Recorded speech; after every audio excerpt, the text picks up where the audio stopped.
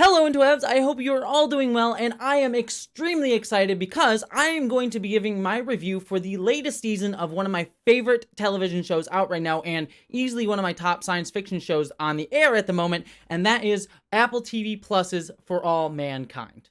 Now, obviously, I'm reviewing Season 3 here, so I assume most of you watching this are at least up to date on what the show is, but for those of you who don't know, For All Mankind is a TV series that takes place in an alt-history timeline where the Soviet Union, back in the 1960s, got to the moon first. And each season of the show has been showing a different decade in the history of this alternate world that we've been watching. So we've gotten the 60s, 70s, 80s, and this season was the 90s. And it's so interesting to see a show that just jumps decades between each seasons because you get to see these like big jumps with these characters. And while it's kind of funny to see like actors who are clearly much younger than they're now playing play these parts, it is just a fascinating way to tell a story over such a long period of time. It allows the show to like be very personal and tell these like very personal character stories while also feeling big and grand and sweeping at the same time, like getting to show the arcs that this one singular change in history of just the Soviets getting to the moon first causes just all these branching things to happen. And it's ultimately just a really fascinating storytelling method. And I've talked about the show numerous times in other places as well. I did a whole essay on it on my main channel for season 1, and then I've reviewed season 2 on this channel as well. But what I love most about this show, and it's written by former Star Trek The Next Generation and Deep Space Nine writer Ronald D. Moore, and also Battlestar Galactica creator Ronald D. Moore, is that he kind of is creating this show as a kind of prequel to the Star Trek universe. It's not obviously set in the Star Trek universe, but it is a show that's all about how the imperfect humanity of today gets to this more inspiring place that we see in something like Star Trek, where, you know, there's a lot of conflict, there's a lot of fighting, there's a lot of problems that we are still trying to work out, but ultimately things are progressing towards the future because we have this inspiring explorative spirit that comes out of things like the NASA and the space program.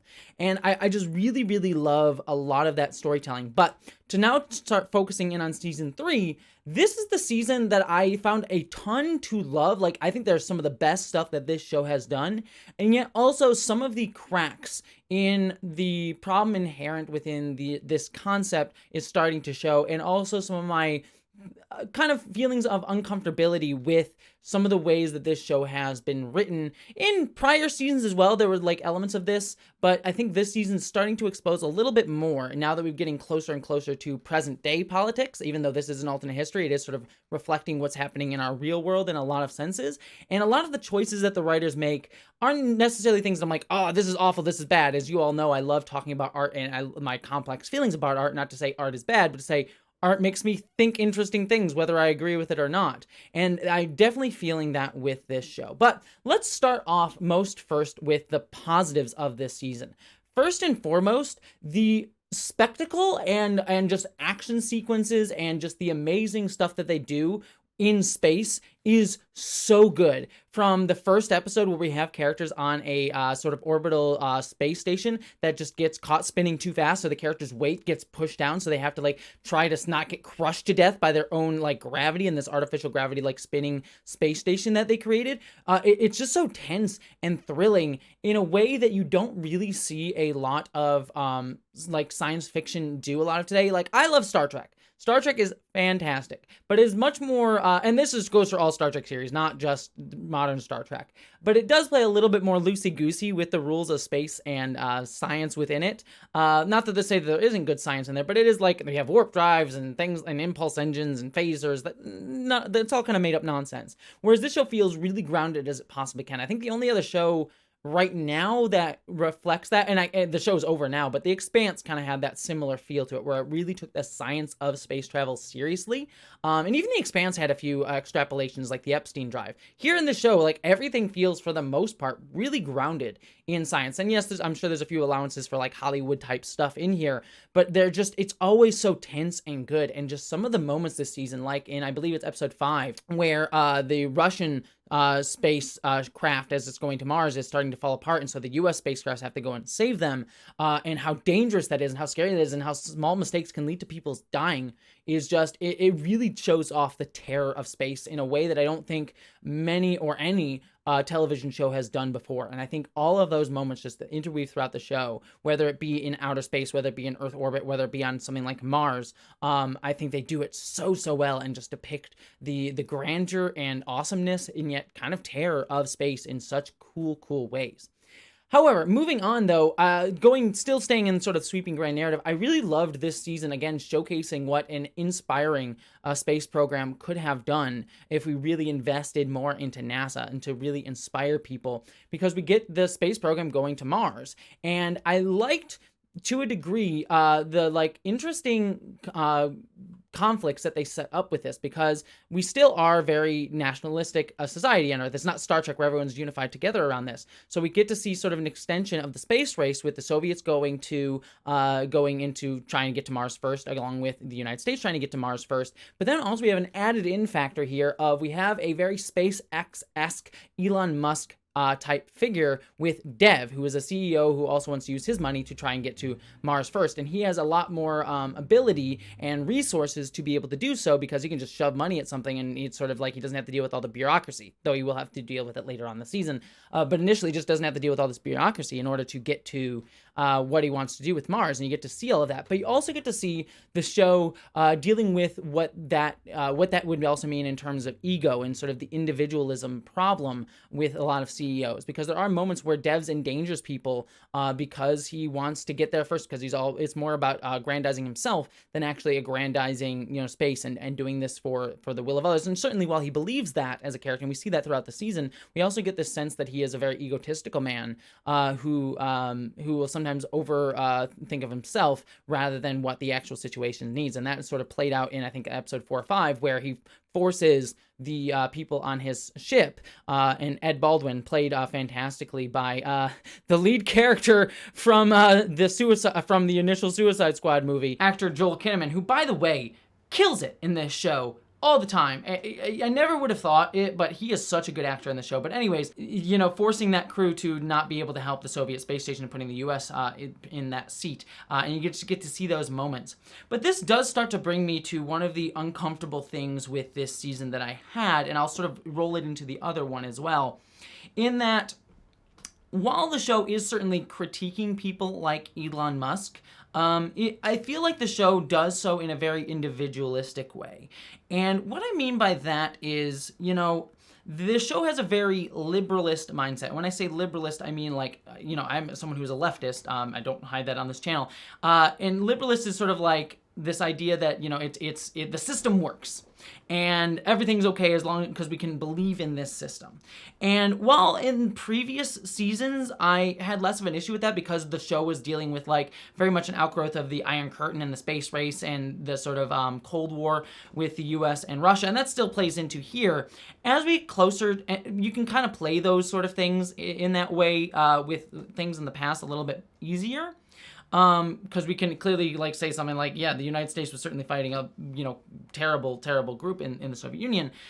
But now that we're getting to this sort of more present day stuff, I feel like the show has a tendency to go soft on things that I think could be a little bit more targeted and say a little bit more things on. Because yes, it is saying Dev is bad necessarily, but it kind of paints him as he's an individual problem.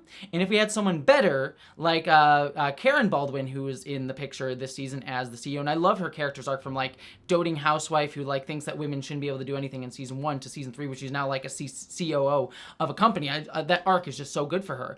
But it showcases it's an individual problem rather than as something that I believe that CEOs just as a thing that exists are a problem. The system will always create an Elon Musk, and while I hate Elon Musk, I think he's a huge problem both at a personal level and as just his place in the system will always reward someone to get to that position. The people that want to get that position will get there because they don't think about others. That's part of it. And the show doesn't really address that in any concrete way. And I feel like the show could have. Again, this isn't me condemning the show and saying it's awful. It's just more that the show just kind of skirts by it and doesn't really want to address it. And again, I didn't need the show to be a political statement and get didactic and just sort of state all these things.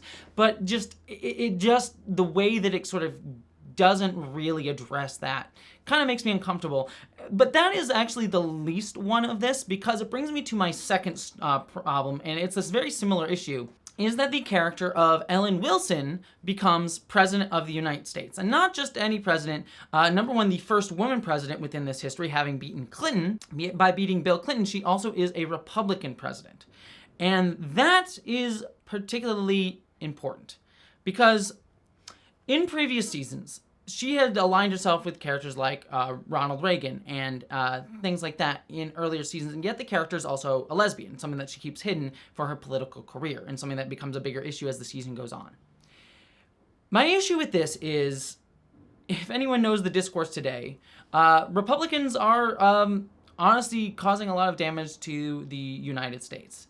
And you know, I certainly have a problem with Democrats as well. And again, I'm not trying to make this show like it had to be didactically political about Republicans. But the show just kind of says like, yeah, Ronald Reagan was a person that existed and it's fine. When we look at Reagan, he was a man who contributed heavily to the denial of getting, affirming care for gay people during the HIV epidemic. He led, he directly dismissed a lot of those people dying, and it was absolutely horrifying. Not to mention a lot of his economic policies that led, like Reaganomics, that led to the hyper-capitalism that, like, directly led to, like, hyper-capitalist ideals that we see today with characters like Elon Musk and things like that, and a lot of the problems that we're dealing with, just unfettered capitalism leading to a lot of problems that we're seeing. And the show never really addresses that. The show never really sort of wants to address this character who we've come to like, and I do like Ellen as a character, being a Republican, and we never really get to see, like, what are her policies outside of what they relate to the space program. And again, this show is based on space stuff, so it's not like, I don't want it to become like The West Wing and be a whole political show that has nothing to do with it. But the show never really grapples with any of that, being like, well, what kind of president is she? What is she allowing happening? What's her, like, foreign policy? And again, I don't need the show to become about that, but the show never really gives us a real peek into that. And it makes me uncomfortable, especially when the show starts to address LGBTQ issues. Because, we have a situation in the show where we have basically a policy get created by Ellen and her husband, who is her beard, essentially, come up with the idea for Don't Ask, Don't Tell, but in this timeline, something that Bill Clinton came up with in the United States around that time. And now we all know Don't Ask, Don't Tell was a terrible policy for numerous reasons that I won't go fully into. But there is something that's uncomfortable with me where it's a lesbian woman and a gay man come up with that policy in this history. And the show never wishes to grapple with that. Like, they came up with this horrible policy that hurt many gay people, and it's a gay person being given that in this show. Now, that makes me uncomfortable, and the show never seems willing to unpack that.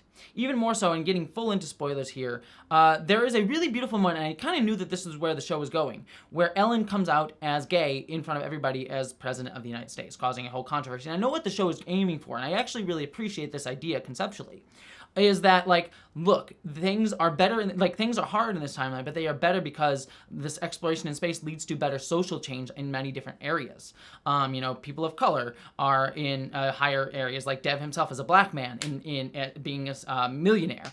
And the show's like, yeah, isn't it equal opportunity? And I'm like, just saying, like, yeah, black people can also, be CEOs I don't know if that's, like, the equal opportunity I'm looking for.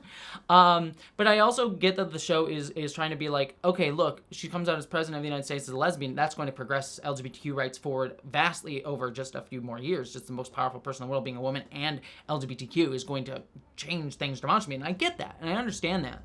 But that moment where she comes out is preceded, and apologies if you're hearing stuff outside my window, it's preceded by this moment where she, like, looks at United States presidents, and there's, like, a picture of George Washington, Lincoln, and Richard Nixon that she looks at, and I'm like, I don't know, I feel very uncomfortable with, like, a gay person looking at, like, Nixon as, like, he's gonna be the person that's gonna help inspire my speech to come out as gay. Like, what? It just feels weird. And it's not like the show is The West Wing, which is a show that, like, I like aesthetically in a lot of different ways, and I do like Aaron Sorkin's writing style in a lot of ways. His fast-paced dialogue and things like that, and I've loved some of his other movies. But in The West Wing, he very much, like, upholds, like, the system is okay, this institution of the United States, like, it's just a few bad apples, and if we have good people in there, it'll all work out fine. And it's like, no, there are things that the United States is built upon, like systemic racism, institutionalized racism, that need to be addressed. And The West Wing will kind of, like, skirt around that and saying, like, yeah, it's fine, the system works and we just need good people in there. Whereas For All Mankind is just a show that seems to just wish to, like, not address that, but also have characters in these positions that make me uncomfortable, but not being willing to unpack it. And again, it's a difficult line to walk because the show is much more interested overall just in space stuff, and I get that. But if they're going to address these storylines, just some of that stuff, it just makes me mildly uncomfortable. That being said, let me circle back to things that I really did love about the season, because those are the sort of the big things that just made me uncomfortable watching the season. Everything else this season was really good. Even characters like Ellen as President of the United States, there were some really good storylines here. Like, they do a storyline that is akin to, Bill Clinton's scandal where he got impeached, having had sex, lying under oath about having had sexual relations with Monica Lewinsky, allegedly leading to his impeachment trial. They do a similar storyline here, but with an LGBTQ context. And I actually thought that worked really interestingly. I thought that was a really cool storyline. And I thought the conversations that Ellen had with her husband about that, and their open and honesty about that, was really, really good, and I liked that quite a bit. The stuff with Margot this season as well, dealing with her complex relationship with, the Soviet Union and being head of NASA, and some of the lines that she's crossed in pursuit of trying to believe in this better goal and also trying to save her friend Sergei, who lives in the Soviet Union, was really great drama. Everything with Margot was just so fascinating to watch. And some of the people around her, people that she's, brought up and cared for, falling apart because of the things that she's done, just absolutely worked for me on so many levels. Everything in space too, where we got to see the Soviet Union and the sort of Elon Musk SpaceX program, as well as the United States, all having to kind of collaborate and work together, and dealing with the conflicts of all that was also super fascinating. I love these by circumstance, all of these people have to work together instead of being separated by groups. Again, showing that common goals can bring people together rather than shoving them apart. That in space, it ultimately does not matter what nation you are from, even though we sort of cling to it in a lot of ways. I thought those storylines were excellent. The one storyline in space that didn't work for me, but they can make it work for me by season 4, is at the end of episode 9 and into 10, we get the introduction that the Koreans had actually gotten to space first, and they had one guy on in space, and that storyline just kind of ultimately feels like they're for shock value and kind of superfluous, because ultimately the character doesn't really do much other than just a shocking moment at the end of episode 9 and 10, and so that was kind of I don't really know why you did this other than just for shock value.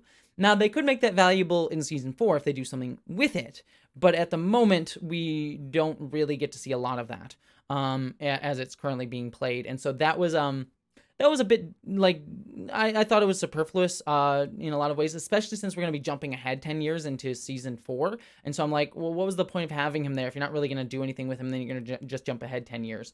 But we may see, maybe they'll justify it in season 4. Overall, though, like I said, other than a few things that made me uncomfortable with this season's storytelling, I do think that this is still one of the best science fiction shows. If you can get past some of the things that are a little bit liberalist and make me neoliberalist, I should say, and make me a little bit uncomfortable as an LGBTQ person, I think on the whole, I think this is just a great science fiction action, has some great stories to tell, some great character drama to tell. The ending of episode 10 was deeply shocking, but ultimately kind of fit with what the storyline was going for, with the big explosion at the end of episode 10. Quite literally, and I think that they built that up quite nicely, and so yeah, at the end of the day, I think this was a fantastic season and a fantastic show that I am looking forward to see more of. So that's my thoughts on For All Mankind season 3. I'd love to hear your thoughts down in the comments below, though. Beyond all of that, thank you so much for watching. I'll be reviewing other shows on this channel very soon, and I hope that you, as always, my friends, live long and prosper.